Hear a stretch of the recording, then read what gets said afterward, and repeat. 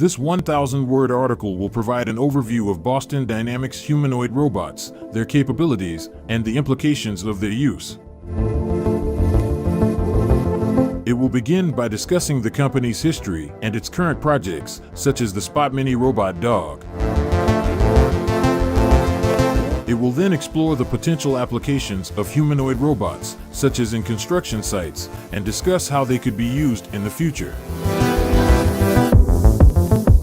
Finally, it will examine some of the ethical concerns surrounding humanoid robots, such as fears that they could be used for malicious purposes. Boston Dynamics is a robotics company founded in 1992 by Mark Rybert.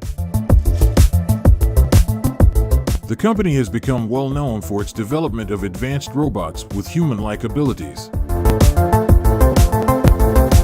Its most famous creation is Spot Mini, a four-legged robot dog that can navigate complex environments and perform tasks autonomously. The company has also developed Atlas, a humanoid robot capable of performing parkour stunts and navigating rough terrain.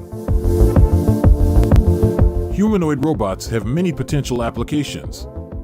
They could be used to assist humans in dangerous or difficult tasks, such as search and rescue operations or hazardous material handling.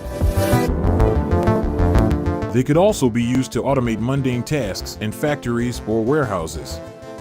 In addition, Beyond Imagination recently received an order for 1,000 humanoid robots from an unnamed customer, suggesting that there is a growing demand for these types of robots.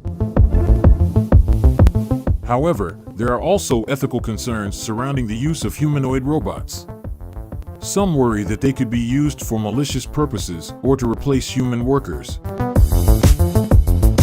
Others are concerned about their uncanny abilities and lifelike movements, which may cause unease among humans interacting with them.